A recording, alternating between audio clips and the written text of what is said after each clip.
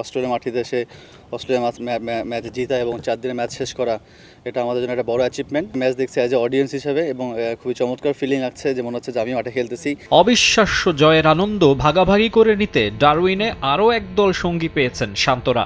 জাতীয় দলের পাশাপাশি সেখানে অবস্থান করছে হাই পারফরম্যান্স টিমও। টপ এন্ড টি-20 সিরিজ খেলতে নর্দার্ন টেরিটরিতে এইচপি ক্রিকেটাররা। টুর্নামেন্টের আগে ন্যাশনাল টিমের সাফল্যে উজ্জীবিত গোটা দল। টপ এন্ড ক্রিকেট হচ্ছে টি-20, ওটা টেস্ট ম্যাচ ছিল।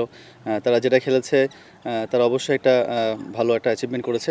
ও অ্যাচিভমেন্টের পাশাপাশি আমাদেরটাও, আমরা যদি ভালো মতো খেলতে পারি, ভালো মতো যদি কাপটা নিতে পারি, একটা বড় অ্যাচিভমেন্ট আমাদের ক্রিকেট বোর্ডের জন্য এবং বাংলাদেশের জন্য। চেষ্টা করবো দুটো অ্যাচিভমেন্ট যেন একসাথে নিয়ে যেতে পারে ঘরে। টপ এন্ড টি-20তে লাল সবুজের প্রতিনিধিদের প্রতিপক্ষ Adelaide strikers academy, Australian capital territory, Hobart Hurricanes academy, Hyderabad Kingsman academy, Northern territory strike, Victoria CA একাদশ।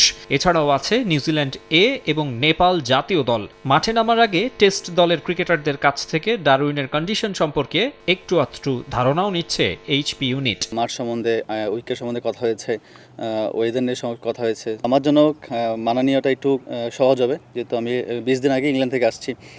যারা আছেন তারা খুবই প্রফেশনাল, তারা খুব তাড়াতাড়ি মানিয়ে নিতে পারবে আই হোপ।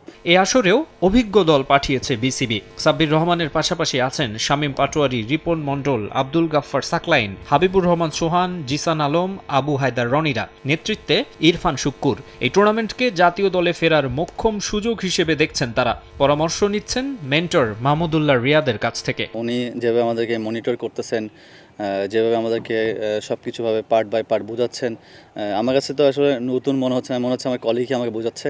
সো অনেক দিন খেলেছি ওনার সাথে, 7-8 বছর খেলেছি। আমরা খুবই ফ্রিলি কথা বলতে পারছি এবং উনি আমাদের খুবই ফ্রিলিভাবে টিচ করছে। কত বলে 50টা করতেছে? আল্লাহ যদি আমাকে তৌফিক দেয়, 20-22 বা 30 বলে করতে চাই অবশ্যই। বিসিবি আন্ডারে যত টুর্নামেন্টই হয় না কেন, যে প্লেয়ারই খেলে না কেন, এটা একটা মঞ্চ হতেই পারে এবং আমার কাছে সব সুযোগই, আমার কাছে ক্রিকেট ন্যাশনাল টিমে ফেরার জন্য সব মঞ্চই আমার জন্য। 9 দলের আসরটি মাঠে গড়াবে 21 August, final 30 August. Maksum Alam Khan, সময় সংবাদ।